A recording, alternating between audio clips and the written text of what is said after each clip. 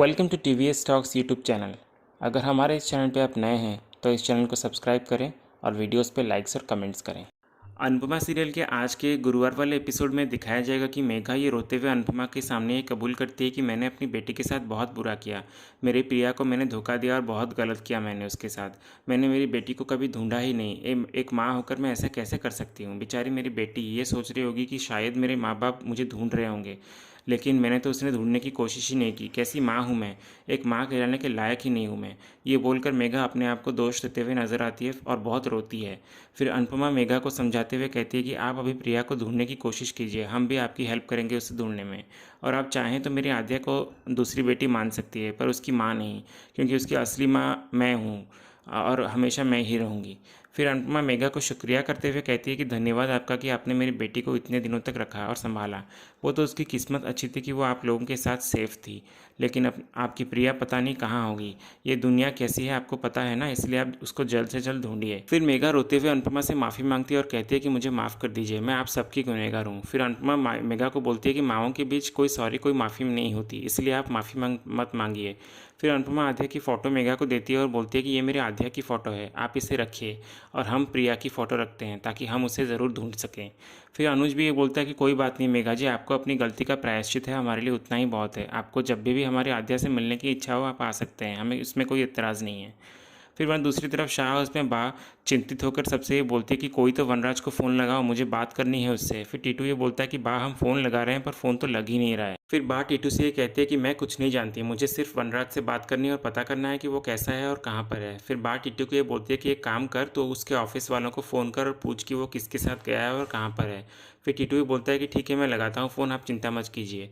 तभी वहाँ बैठा तोशु ये बा को गुस्से से बोलता है कि कोई ऑफिस के काम से नहीं गया है आपका बेटा, बल्कि ऑफिस के बहाना करके भागा है वो भगोड़ा है एक नंबर का आपका बेटा। फिर तभी वहाँ दूसरी ओर बापूजी आशा भवन के बाहर कहीं जा रहे होते हैं, तभी शाह हाउस से उनको तोशु की चिल्लाने की आवाज़ सुनाई देती है। फिर बाला उनको बापूजी से पूछता है कि हसमुख भाई, ये तोशु इतनी ज़ोर से क्यों चिल्ला रहा है। फिर बापूजी बाला को ये कहते हैं कि मैं जाऊँ क्या वहाँ पर। फिर बाला ये बोलता है कि वनराज यहाँ पर भी मौजूद नहीं है, तो आपको वहाँ जाना चाहिए। फिर वहाँ तोशु बा से कहता है कि एक तो आपका बेटा भाग गया और दूसरी ओर आपने हमारा जीना हराम कर रखा है। फिर किंजल तोशु को गुस्से से बोलती है कि तुम एक काम करो, तुम यहाँ से चले जाओ, क्योंकि सबसे ज़्यादा जीना हराम तो तुम ही कर रहे हो यहाँ पे। अपने गुस्से में ये मत भूलो कि तुम बा से बात कर रहे हो और पापा के बारे में बात कर रहे हो। फिर तोशु ये बोलता है कि पापा ने कोई महान काम नहीं किया जो उनकी मैं तारीफ़ करूँ और जय जयकार करूँ। फिर तोशु ये बोलता है कि तुम लोग सब सब मुझे क्या बोलते थे, फ्रॉड झोलूराम ये सब करके, पर पापा ने तो मुझसे भी बड़ा फ्रॉड किया है। मैंने तो लाखों का फ्रॉड किया था, पर पापा ने तो करोड़ों का फ्रॉड करके भाग गए। पता नहीं कहाँ छुप कर ऐश कर रहे होंगे और गुंडे यहाँ आकर हमको धमका रहे हैं। बड़ा फैमिली फैमिली करते थे ना, तो अब कहाँ गया उनकी फैमिली, भूल गए क्या फैमिली को। वो गुंडे अगर किसी को गोली मार देते, बच्चे को उठा के ले जाते, फिर क्या होता। पापा तो अपनी जान बचा के भाग गए और फैमिली के बारे में तो उन्होंने सोचा तक नहीं। फिर बाई ये बोलती है कि मेरा बेटा ऐसा नहीं है और मुझे तो ये लगता है कि किसी ने मेरे बेटे को फंसाया है। फिर पाखी ये बोलते कि आप पापा बहुत चालाक है बा, उन्हें कोई फंसा नहीं सकता। फिर बा ये बोलती है कि तुम लोग कुछ भी कहो, पर मेरा दिल नहीं मान रहा कि मेरे बेटे ने ऐसा कुछ किया होगा। फिर तोशु बा को बोलता है कि बस करिए, आपका दिल नहीं मान रहा है ना, तो ठीक है, मैं आपके बेटे का कारनामा आपको सुनाता हूँ। आपके बेटे ने अपने खुद के बच्चों के हक छीने हैं। उस बिल्डर ने जो पैसे दिए थे उनको, उसमें से उन्होंने सिर्फ आधे पैसे हमें बताए और बाकी के पैसे खुद हड़प लिए। फिर पाकी भी तोशु का साथ देते हुए कहती है कि बिल्कुल सही बोल रहे हो आप, जो इंसान अपने बच्चों के साथ फ्रॉड कर सकता है वो बाहर के लोगों के साथ फ्रॉड नहीं कर सकता क्या। फिर तोशु तभी जोर से चिल्लाकर ये बोलता है कि वनराज शाह इज़ बैक। फिर वो कहता है कि कहाँ है पापा, कहाँ हो आप, दिखाई तो नहीं दे रहे हो। फिर तोशु ये बोलता है कि वनराज शाह इज़ बैक नहीं, बल्कि वनराज शाह इज़ बैक दिखाकर भागने वाले। फिर तभी वहाँ अनुपमा आकर तोशु को पीछे से सर पे मारती है और बापूजी भी वहाँ आकर बा को संभालते हैं। फिर अनुपमा तोशु को ये बोलती है कि अभी के लिए तो तेरी माँ इज़ बैक। भले ही मेरे पेट पे टाके लगे हैं, लेकिन हाथ अभी भी उठता है मेरा, तो अभी एक और शब्द मत बोल, समझा। फिर तोशु अनुपमा को कहता है कि मम्मी आपको पता नहीं कि पापा ने क्या किया है, कितना बड़ा घोटाला करके भागे हैं वो। फिर अनुपमा बोलती है कि ये सब बोलने वाला तो होता कौन है और इस बात पे नाराज़ होने वाला तो होता कौन है।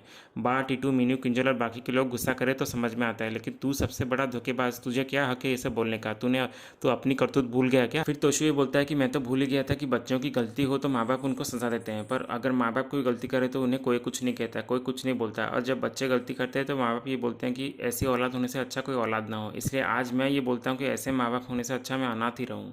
फिर तोशु ये सबको बोलता है कि एक बात कान खोलकर सुन लो सब लोग, पापा ने जो कुछ भी किया है उसकी भरपाई तो मैं नहीं करने वाला। खुद तो निकल लिया, इसलिए अब तो लगता है सब कुछ मुझको ही संभालना पड़ेगा। फिर तोशु वनराज की तरह चेयर को खींच के सबके सामने आकर बैठता है और बोलता है कि आज से इस घर में सब कुछ मेरे हिसाब से होगा। फिर वो सबको और बा को इशारा करते हुए कहता है कि तुम सबको और बा आपको सबको मेरी ही सुननी होगी और मेरी बात माननी होगी, समझे आप लोग। फिर तोशु ये बोलता है कि पारितोष शाह वापस आ गया है। फिर वहाँ दूसरी तरफ बाला सबको ये बोलता है कि सोचा नहीं था कि वनराज ऐसा कुछ कर सकता है। फिर इंदिरा जी ये बोलते हैं कि पता नहीं हसमुख भाई और लीलाबेन पे क्या बीत रही होगी। फिर सागर ये बोलता है कि अनोड़ी पे भी क्या बीत रही होगी पता नहीं, अभी हॉस्पिटल से आई हैं और आते ही ये सब देखना पड़ रहा है उनको। फिर आद्या ये बोलती है कि ये हमेशा का है इनका, मम्मी के उस फैमिली ने उन्हें कभी शांति से जीने नहीं दिया, उनके सारे बच्चे सब नालायक हैं, अब मम्मी उनकी सेहत को भूलकर उनका स्ट्रेस लेकर बैठ जाएंगी।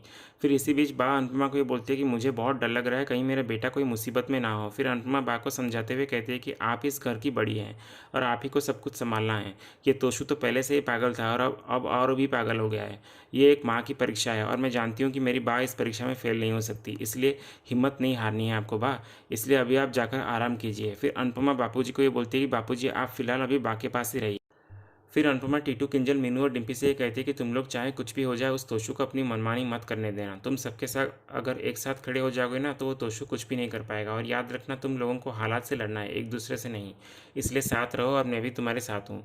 फिर वहाँ दूसरी तरफ आद्या अनुपमा के लिए चिंतित होते हुए बोलती है कि मम्मी मेगा आंटी के घर से आने के बाद सीधा शाह हाउस चली गई, ये उनके हेल्थ के लिए अच्छा नहीं है, सही नहीं है, इतना मानसिक तनाव उनके लिए अच्छा नहीं है। फिर बाला ही बोलता है कि आद्या बेटा तुम चिंता मत करो, हमारे अनु को कुछ नहीं होगा, हाँ अगर आपको कुछ हो गया तो आपकी मम्मी बहुत परेशान हो जाएगी। फिर तभी आद्या बोलते हैं कि मैं मम्मी के पास जा रही हूँ। तभी अनुज उसे रोकते हुए कहता है कि आ जाएगी मम्मी, चिंता मत करो बेटा। तभी अनुपमा शाह हाउस से बाहर आती है और तभी आद्या उसे गले लगा लेती है और अनुपमा शाह हाउस की तरफ देखकर ये मन में बोलती है कि कान्हा जी ध्यान रखना, ये मिस्टर शाह पर मुझे ज़रा भी भरोसा नहीं है, इसलिए ज़्यादा चिंता हो रही है, संभाल लीजिएगा प्लीज़। फिर वहाँ दूसरी तरफ बापूजी से ये कहती है कि जब बेटा पास था तो पति दूर था, अब जब पति पास है तो बेटा दूर है, क्यों मेरे साथ दोनों नहीं रह सकते। फिर बापूजी ये बोलते हैं कि लोगों के पास तो दोनों ही नहीं होते, पर तेरे पास तो एक तो है, लेकिन वनराज ने जो किया वो सही नहीं किया। फिर बा ये बोलती है कि आपको भी ऐसा लग रहा है कि वनराज ने ऐसा किया है, हमारा बेटा किसी के पैसा नहीं खा सकता। फिर बापूजी ये बोलते हैं कि पैसा वो चीज़ है जो सबका दिमाग ख़राब कर सकता है, फिर भी ये प्रार्थना करता हूँ कि सब ठीक हो जाए। फिर माँ ये बोलती है कि सही क्या है गलत क्या है वो तो वनराज के आने के बाद ही पता चलेगा, लेकिन तब तक हम पे क्या बीतेगी वो तो सिर्फ हम ही जानते हैं। फिर वहाँ दूसरी तरफ आशा भवन में अनुज आकर अनुपमा को दवाई देता है और बोलता है कि तुम वनराज के लिए परेशान हो ना। फिर अनुपमा ये बोलती है कि मिस्टर शाह ऐसे करेंगे, उनसे ये उम्मीद नहीं थी मुझे। फिर अनुज ये बोलता है कि वनराज मेरे और तुम्हारे बीच भले ही बहुत डिफरेंसेस थे, लेकिन मुझे कहीं ना कहीं ये लगता था कि वो कम से कम एक अच्छा बेटा है, एक अच्छा बाप है, दिखाया था वो ऐसा ही करता था। लेकिन जब मुझे इस सब के बारे में पता चला तो मुझे यकीन ही नहीं हुआ कि वो ऐसा भी कुछ करेगा। कभी भी किसी भी प्रोफेशन में अचानक आया हुआ पैसा पावर, कई बार लोगों को जिनको घमंड होते हैं ना वो इस चीज़ को हजम नहीं कर पाते, और पैसे का नशा, ईगो का नशा तो उस वनराज के दिमाग में चढ़ गया था। इसलिए मुझे नहीं लगता कि अब वो कभी वापस आएगा, और अगर वापस आया तो वो एक मुजरिम बन के आएगा। मैं इतना ज़रूर कहूँगा कि उसके जाने के बाद वो शाह हाउस इस सब के लिए भुगतने वाला है, और तुम अच्छे से जानती हो कि तुम्हारा बड़ा बेटा तोशु कुछ करने के लायक नहीं है, और बा क्या ही कर लेंगी। और रही बात डिम्पी, उसे आजकल क्या हुआ है मुझे तो समझ ही नहीं आ रहा है, दिन भर बस सोशल मीडिया वीडियोज़ यही सब करती रहती है। और पाकि उनको तो पार्टी से फुर्सत मिले तो वो घर के बारे में सोचे ना। और रही बात वो तपीश, बेचारा मैं समझता हूँ कि वो इस घर के मामले में दखल नहीं देना चाहेगा, जहाँ तक मुझे लगता है। और किंजल क्या ही कर लेगी अकेले, घर में बच्चे हैं, ये सब उनके लिए आसान नहीं है। फिर अनुपमा ये बोलती है कि मुझे भी इसी बात की चिंता है कि शाह फैमिली का क्या होने वाला है। फिर अनुज ये बोलता है कि उस घर में अब तो जिनके पैसे वनराज लेकर भागा है वो आएंगे या फिर वो बैंक वाले नोटिस लेकर आएंगे, किसी भी हालत में उस घर पे प्रॉब्लम्स आती ही रहेंगी। अब बर्बादी अब शाह परिवार के घर पे दस्तक दे ही चुकी है। फिर वहाँ शाह उसमें अंश डिम्पी को ये बोलता है कि मेरे दादू बहुत अच्छे हैं, बैडमैन नहीं है, तो फिर क्यों सब लोग उनको बुरा बोल रहे हैं। फिर अंश डिम्पी को ये भी बोलता है कि मम्मा आज स्कूल में सुपर हीरो का स्केच बनाने को कहा था, इसलिए मैंने दादू का स्केच बनाया क्योंकि वो मेरे सुपर हीरो हैं। तभी वहाँ तोशु आकर अंश की स्केच छीनते हुए कहता है कि तुम्हारे दादू सुपर हीरो नहीं सुपर ज़ीरो है। फिर अंश बार बार बोलता है कि नहीं मेरे दादू सुपर हीरो हैं। तभी तोशु अंश पे हाथ उठाता है और किंजल को बोलता है कि इन लोगों को समझा दो कि ज़्यादा दादू दादू ना करें, इनके दादू यहाँ से भाग चुके हैं। फिर सारे बच्चे आकर तोशु से ये कहते हैं कि एक बार दादू को आ जाने दो, फिर हम उनसे आपकी कंप्लेन करेंगे। फिर तोशु उनको गुस्से से चुप कराता है। तभी किंजल ये बोलती है कि ये बच्चे हैं और तुम बड़े हो तो तुम थोड़ी सी मैच्योरिटी दिखाओ। फिर तोशु किंजल को बोलता है कि तुम चुप रहो। फिर तोशु सारे बच्चों को ये बोलता है कि आज के बाद कोई भी दादू नानू कुछ भी नहीं बोलेगा, अगर कोई बोला तो सबको मैं हॉस्टल भेज दूँगा। फिर तभी किंजल गुस्से से तोशु के शर्ट का कलर पकड़ते हुए कहती है कि बस बहुत हुआ तोशु। तभी डिम्पी ये बोलती है कि बस करो भाई भाभी, क्यों लड़ रहे हो आप लोग। लड़ने के बजाय ये सोचो कि हमारे पेंट हाउस का क्या होगा, पापा ने कहीं उसे ना बेच दिया हो, और ये घर पापा चला लेते हैं, और हर महीने इस घर का भाड़ा कैसे भरेंगे, कहीं ऐसा ना हो कि हमें भी उस आशा भवन में शिफ्ट होना पड़े। फिर तोशु डिम्पी को बोलता है कि कुछ नहीं होगा, मैं सब कुछ संभालूंगा, बस तुम लोग मुझसे लड़ना मत। फिर किंजल आकर डिम्पी से कहती है कि मुझे विश्वास नहीं हो रहा है कि ऐसे समय में तुम्हें बच्चों के बारे में सोचने के बजाय पैसों की पड़ी है। फिर डिम्पी ये बोलती है कि अगर पैसा होगा तभी ना हम बच्चों का फ्यूचर सेफ रख पाएंगे, इसलिए भाभी आप छोटी नहीं बड़ी प्रॉब्लम्स पे फोकस कीजिए। फिर डिम्पी टीटू से आकर बोलती है कि तुम कहाँ थे, मुझे तुमसे बात करनी है। फिर टीटू ये बोलता है कि मुझे पता है तुम्हें मुझसे क्या बात करनी है, बात पैसों की ही होगी। अगर हमें पेंट हाउस नहीं मिला तो हम क्या करेंगे, गुंडों के पैसे हम क्यों वापस करेंगे, घर का कंट्रोल तोशु भाई के हाथ में क्यों है, और मैं कुछ क्यों नहीं बोल रहा हूँ, वगैरह वगैरह। यही सब पूछना चाहती हो ना तुम, मुझे अच्छी तरह से पता है, तुम अब ऐसे हो चुकी हो कि तुम क्या पूछोगी मुझे पहले से ही पता चल जाता है। फिर डिम्पी ये बोलती है कि तुम्हें अगर महान बनना है तो तुम बनो, लेकिन एक बात ध्यान से सुनो कि तोशु भाई पे मुझे अब भरोसा नहीं है, अगर वो भी पापा की तरह अंश का हिस्सा लेकर भागे तो, इसलिए मैं ऐसा होने नहीं दूंगी। फिर टिटू ये बोलता है कि तुम्हें जो करना है करो, पर मुझे ना तो इस घर का कंट्रोल चाहिए ना ही हक चाहिए। फिर टिटू ये बोलता है कि बा अब बिल्कुल अकेली पड़ चुकी है, तो हो सके तो बा से अच्छे से पेश आना। फिर तभी वहाँ दूसरी तरफ अनुपमा के स्टॉल पे बाला, सागर, अनुज सब मिलकर काम कर रहे होते हैं। ये अनुपमा देखकर दूर से बहुत खुश हो रही होती है। फिर तभी अनुज अनुपमा को वहाँ खड़ा देख लेता है और बोलता है कि तुम्हें आराम करने को मैंने कहा था ना, तुम बाहर क्यों आ गई।